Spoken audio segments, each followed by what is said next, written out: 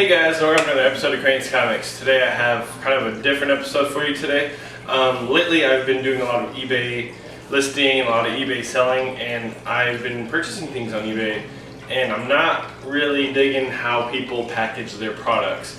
Now, I'm just going to give you kind of like a brief tutorial on how I do it, and you guys are welcome to take the advice or just do whatever you guys want. But this is my way of doing it, and I kind of want to do a rundown of how to do it, because actually I'm going to pack up a package for, you might have heard of him, Jc the Comic Geek. Shout out to this guy. He's been waiting for a while, and I've been putting it off, and since I've been doing this, figure what time's better than now. So stay tuned and we will get right to it. Alright guys, I kind of set out all the stuff that I'm going to do that you kind of need to go forth with getting ready to package up your books and sell them, or send them off to people. So whether it's eBay, Craigslist, or maybe you're sending something to another YouTuber like myself, before you get started, if you need an area to do your stuff and all you have, like me, is your kitchen counter, you make sure that you wipe this down before and after, because beforehand, if you don't wipe it down, you're going to get nasty stuff all over your cardboard pieces and all over your books. After, what you're going to do is, after you're done with everything, if you don't clean up your mess and wipe it down, not even Superman can save you from your girlfriend, fiance, or wife, you know, from the mess that you leave on her counter. Just saying, just saying. The next thing I want to point out there, whenever you're doing any kind of cutting, you want to double up your cardboard, so whenever you cut, you don't cut into the counter. Because again, Batman won't save you that time. If you scratch this countertop or your countertop, I'm sorry for you, man. You won't be able to read another comic book as long as you live. But anyway, enough with that. Let's get on to why this video is here. So, anytime you're sending out a book, you want to make sure that you're sending out a book with a decent bag and board. You can tell this one's been tattered. The bag and the board is okay, but this is a sad excuse for a board, so let's pop this open.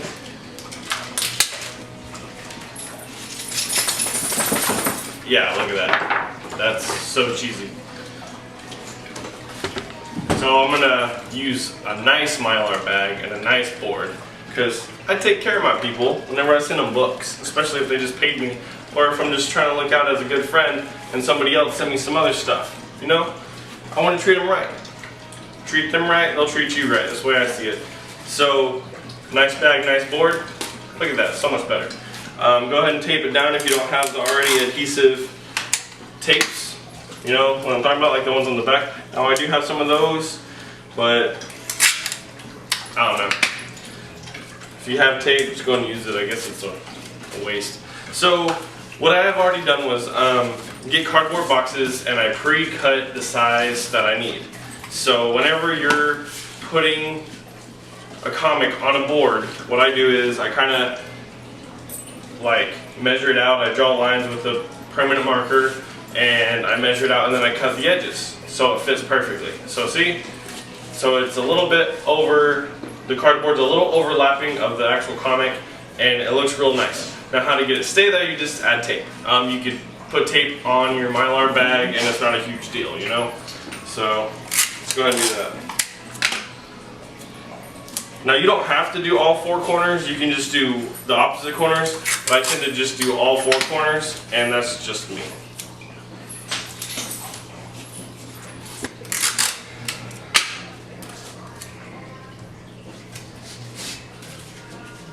So after you've taped all four sides, you can kind of tell it's stuck on there, it's not going to go anywhere. It might wiggle a little bit, but that's okay. Then I tend to get a secondary thing that fits. We put it right on top. So put it right on top, look at that. That fits perfect. So then what I do is I just tape all of the cardboard pieces together. So it makes a nice little kind of like protective coating of the comic book, because you know mail carriers are just gonna toss and do whatever they want with packaging with no like disregard of other people's like stuff, and especially if this is like a first appearance or something that somebody paid a lot of money for, you want to take care of them, you know?